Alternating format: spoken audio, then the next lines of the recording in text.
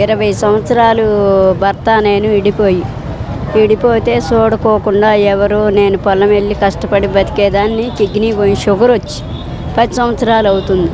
10 సంవత్సరాలు అయితే ఇప్పుడు ఇవాళ మరీ ఇల్లు అద్దులు పెంచేశారు జిల్లా చేసి బాపట్ల.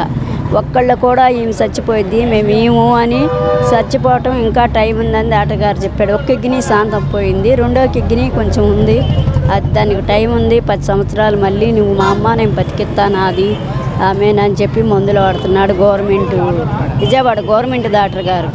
చంద్రబాబు గారి మీద నాయుడు గారి మీద ఆశ పెట్టుకుని ఇల్లు ఇవ్వమని బ్రాహ్మణి అక్కడికి వచ్చి తాడాపిల్లి వచ్చి మీటింగు కళ్యాణ మండపంలో పెడితే 2 సార్లకి మీటింగ్కి వెళ్ళా. షేక్ హ్యాండ్లు ఇచ్చింది, ఫోన్లు వదిలారు.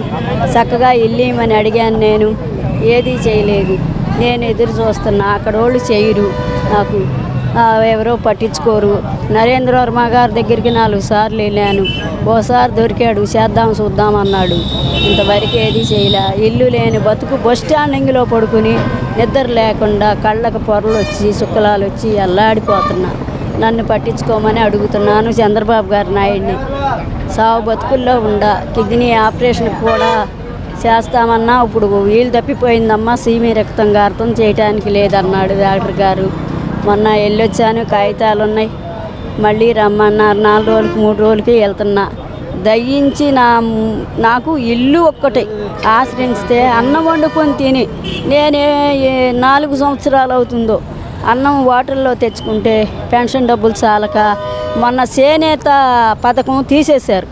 ఎందుకు తీసేశారో నాకు తెలియదు. పిల్లకి భర్త చనిపోయిండాడు. పిల్లకి భర్త చనిపోతే అమ్మాయి అబ్బాయి వాళ్ళు ఏరేమంటారు, నన్ను చూడరు, వాళ్ళకే జరగదు.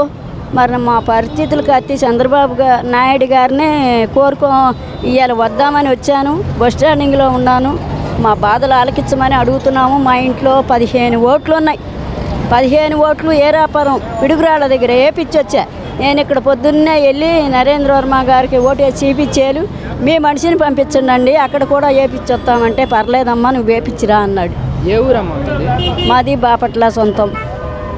బాపట్ల అండి. బాపట్లలో ఇళ్ల స్థలం నా వరకన్నా చూపిస్తే మీరు ఇల్లు వేసి పెడితే మీ దయించి 100 ఏళ్ళు చెప్పుకుంటాను. నేను చచ్చిపోయేంత వరకు ఇబ్బంది లేకుండా బతుకుతాను. అవతల మొగుడు చచ్చిపోయిన పిల్ల కూడా యాతన పడుతుంది. ఆ పిల్లోడు నాకు అలవాటు.